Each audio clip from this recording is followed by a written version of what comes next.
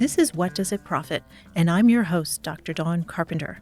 Each week in this podcast, I'll talk to some of the leading thinkers and researchers, entrepreneurs and executives about things like conscious capitalism, sustainability, and business ethics, things that feel all the more urgent as we as a planet face enormous challenges: climate change, pandemics, demands for social reform.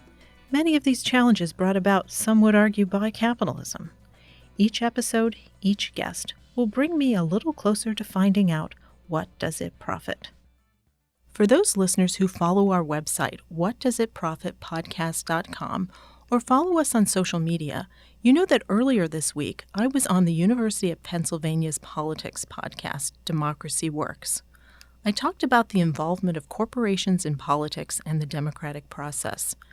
If politics is your thing, you might want to check it out.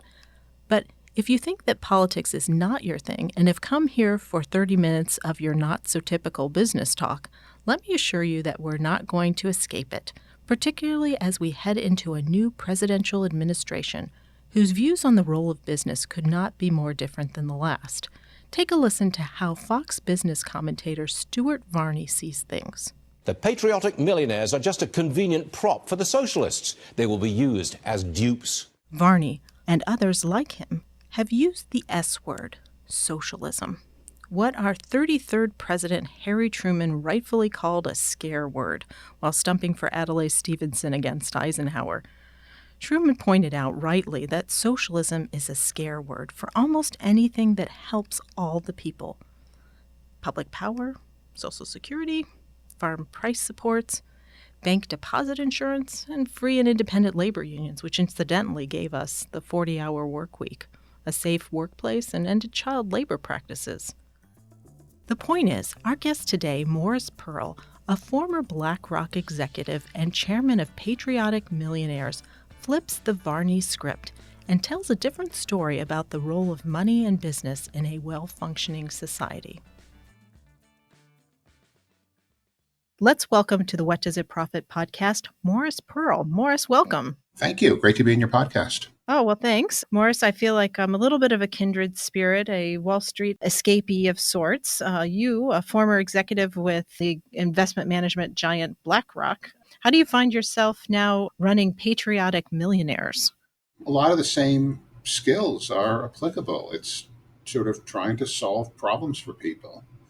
And I used to solve problems for people by trying to make decisions about, moving financial instruments around.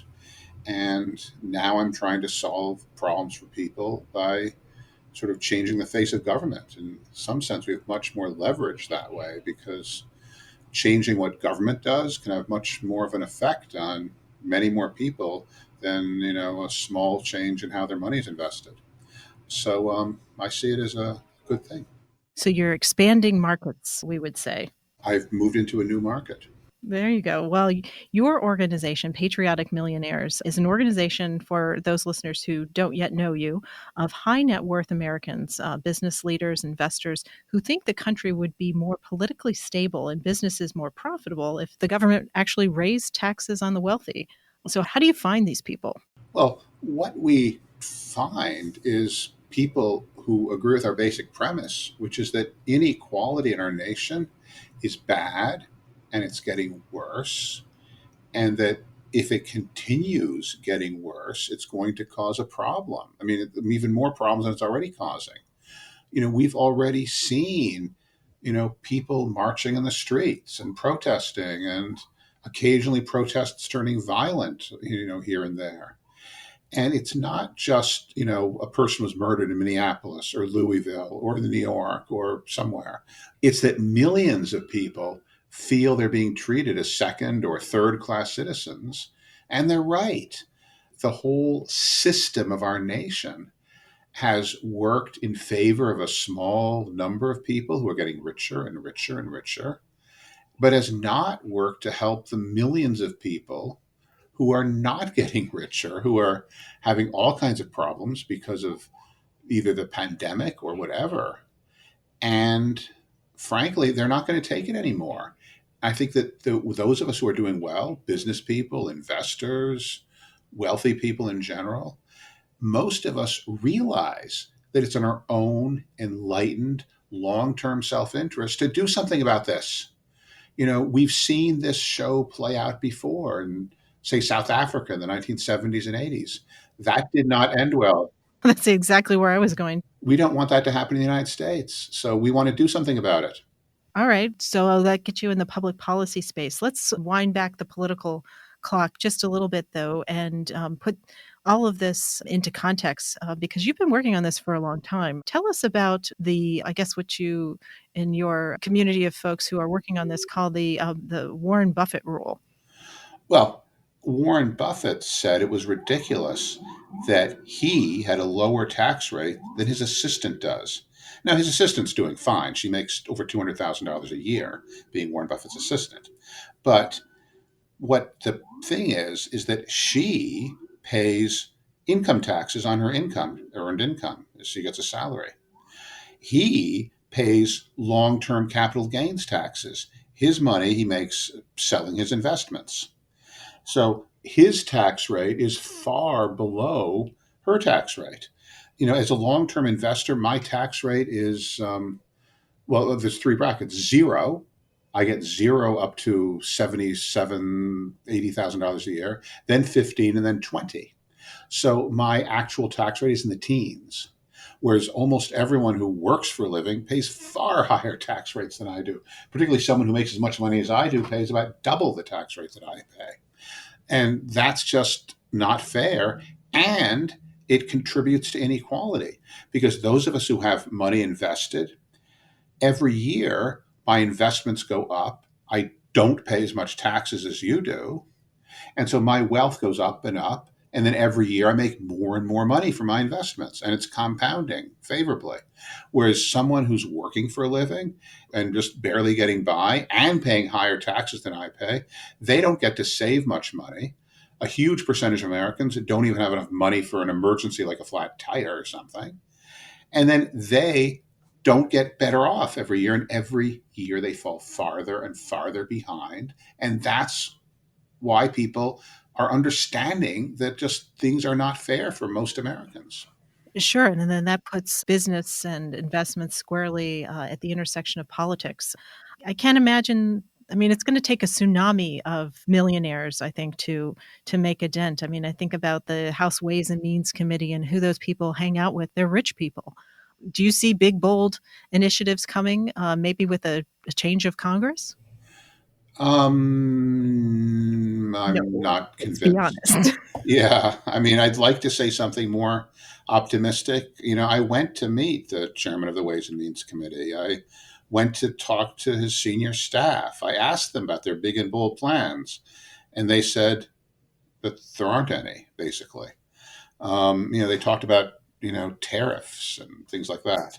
So, yeah, I mean, I think that is the problem, that they're used to hanging out with people who are very short-term oriented and who honestly believe that what's good for big business is good for America. There might be some truth to that, but I think that you have to be more long-term oriented and realize that big business or anyone else is not going to do well if they end up in a country filled with lots of poor people who are having trouble getting by. Well, I can't afford to buy their Yeah. stuff. Exactly. I agree. Yes. I mean, our members of our Patriotic Millionaires, got rich because all kinds of reasons, but some of them sold expensive ice cream.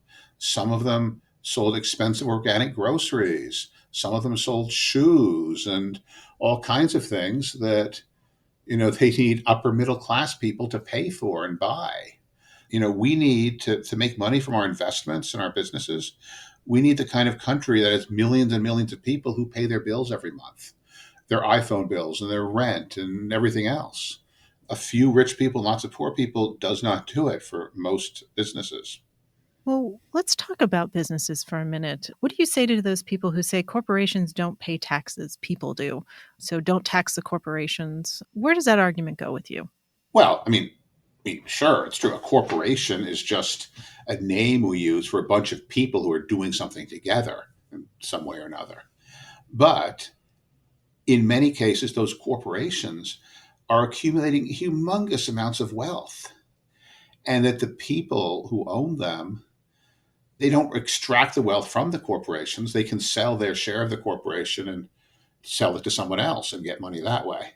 So many times this wealth can just be accumulated inside of the corporation for years and years and years and years. Now, yeah, one solution would be to tax the people who own the corporations.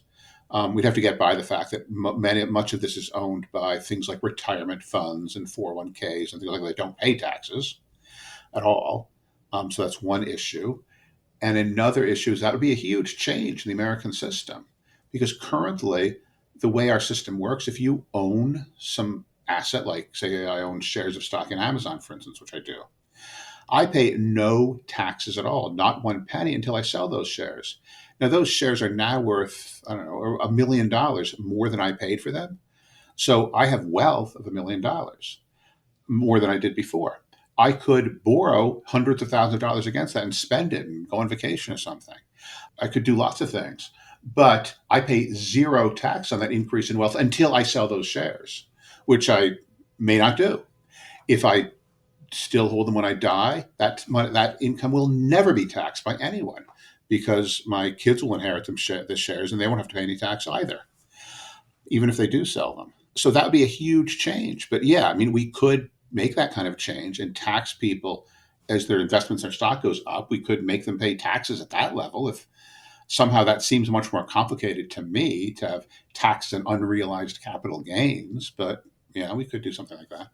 I'm not advocating any particular public policy. I'm just asking you to kind of stretch the margins. What do you think about the role of stock buybacks?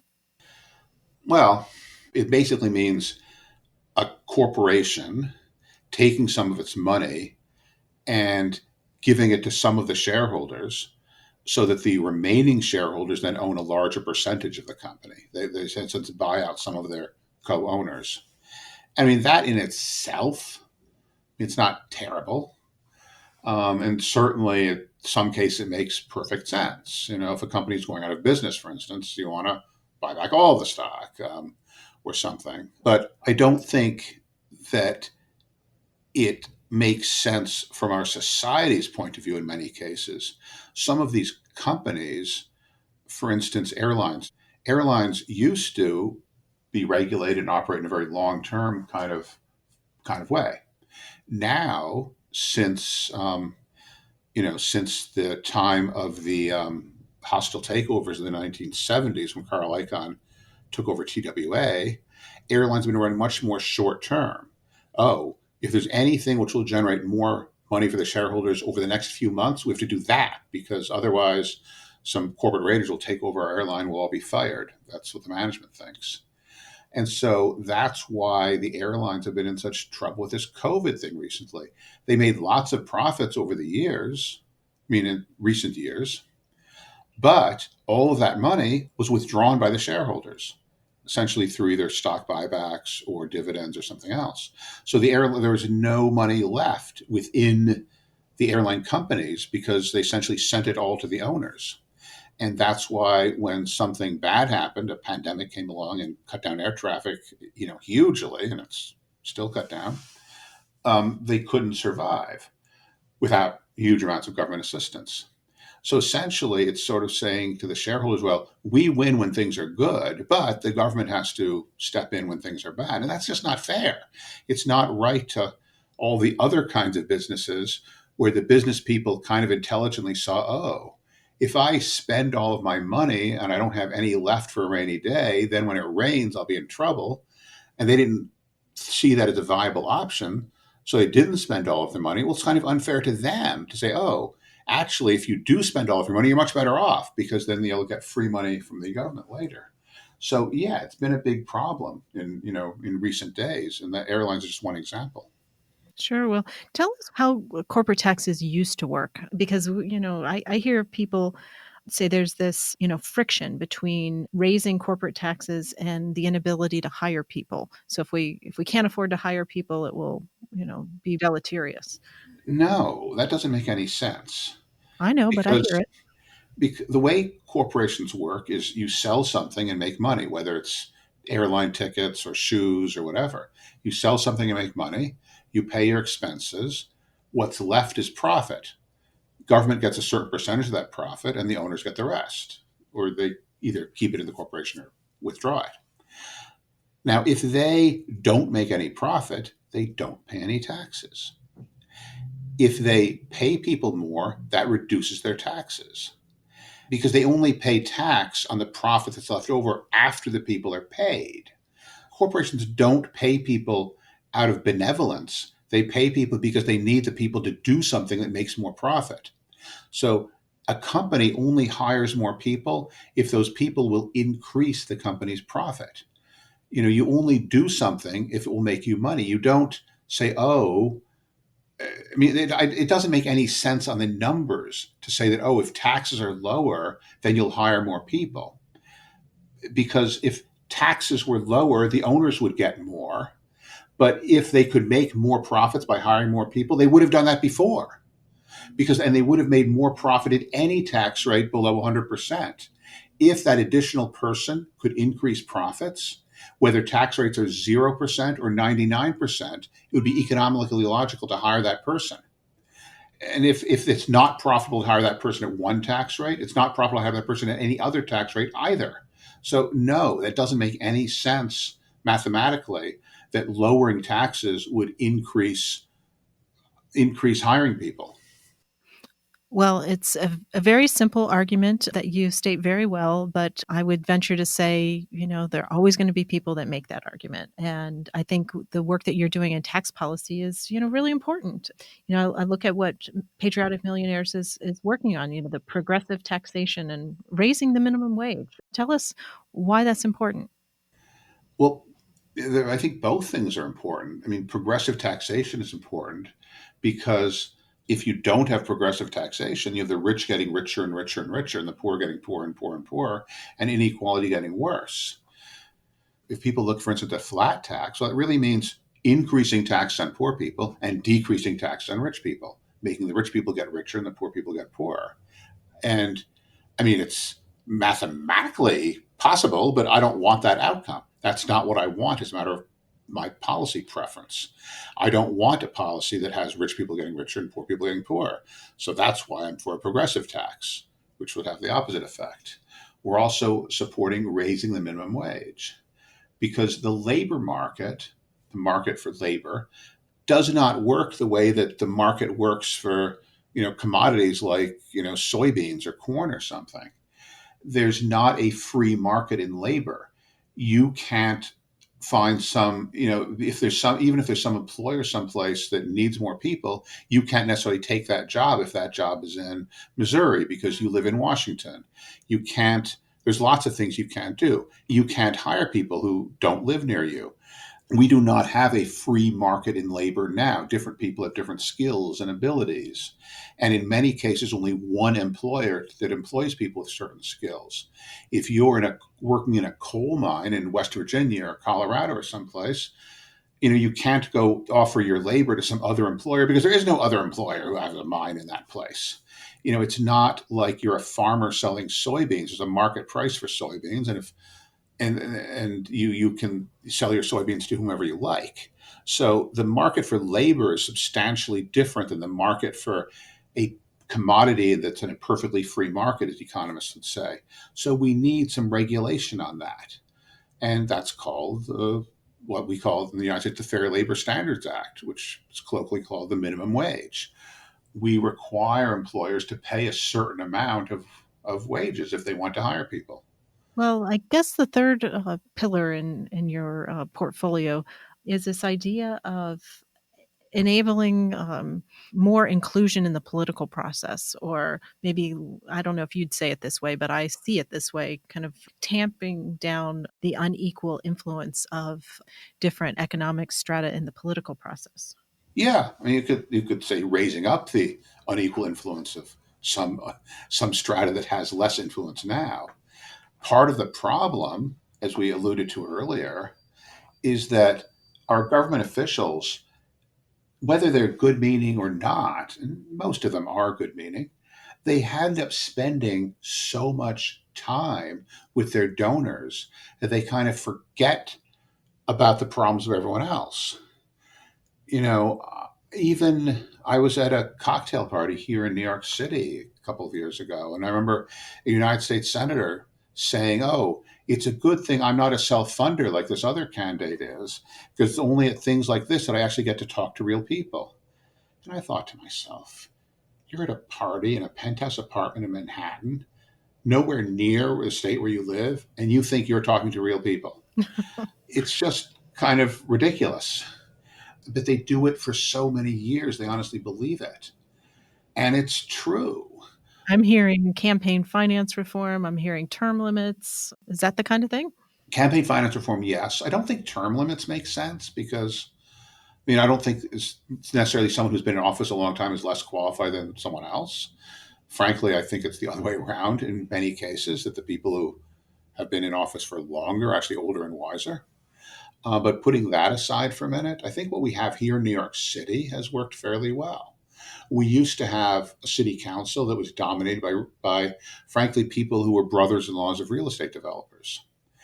Now we don't. The difference is that we have a system where if someone wants to run for city council, if they get a couple hundred people to each donate $100 or $200, then the city will give them some matching funds and like a couple $100,000.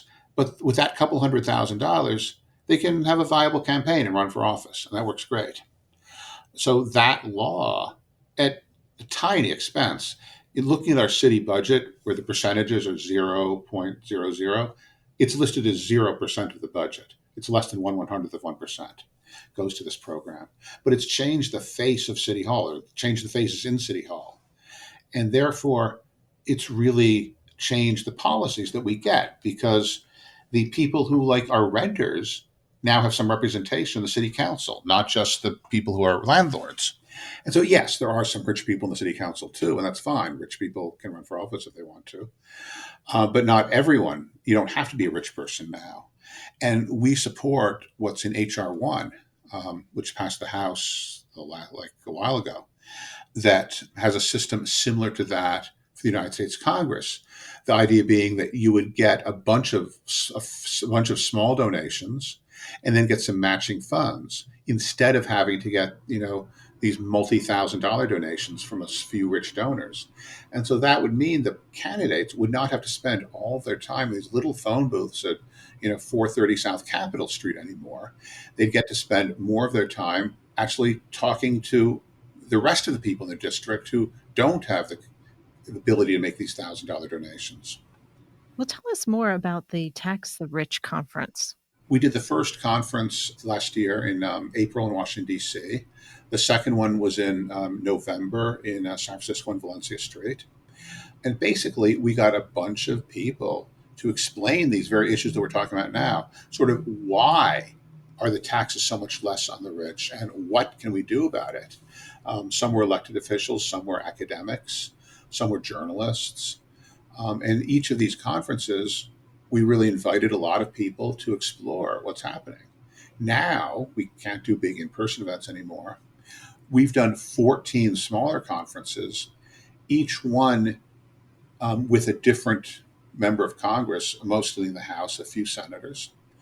We've done, I think, 14 so far. We have a few more scheduled over the next few months, but we'll probably schedule more after people are less busy with the election stuff. At each one, we've done a presentation about sort of the most egregious aspects of our tax code and why it is so unfair and why rich investors have so much lower tax rates to pay than people that have to work for a living. And then we've had an open discussion with our audience and members of Congress who are interested in this. So the result is that more people are talking about tax policy, and more people are talking about why do we have this tax policy, that particularly with the new laws in 2017, when the Republicans were in charge of both parts of Congress, have we made it so much worse in terms of causing more inequality? And so that's what we've been doing. And that's one of the main things the Patriotic Millionaires has been doing over the past few months. And we'd be happy to do more of these conferences if any of your listeners, want to engage in them. Well, we will make sure we put a link in the show notes to your website so Sure. we can have an easy avenue for our listeners to find you. Well, you also have a book coming out in the spring. Tell us a little bit about that.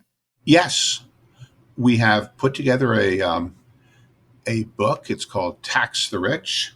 It's in copy edit stage now. It'll be published in April by tax day, April 15th, the day the normal tax returns are due. Now you can pre-order it on Amazon. It's being published by the New Press, which is a publishing company here in New York City. And we have basically explained why the tax system is so unfair to so many Americans and why we have to do something about it. So we're hoping more people read the book. You can read the book. You can go to the conference. You can listen to us talk. You can call on the phone. But that's sort of the message we're trying to put out by every different means of putting out messages, that the tax system is currently unfair in favor of rich people.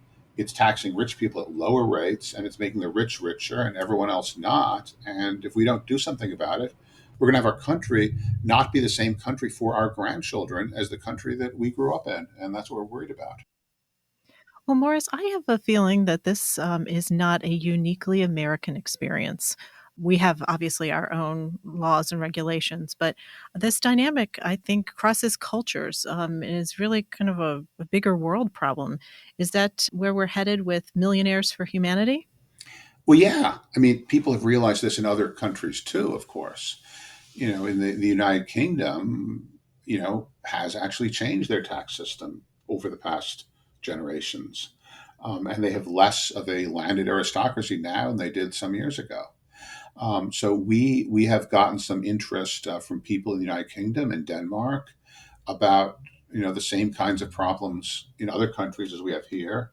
We are expanding a bit. We're just sort of helping the people in Denmark and the United Kingdom and other European countries do the kind of things that we've been doing.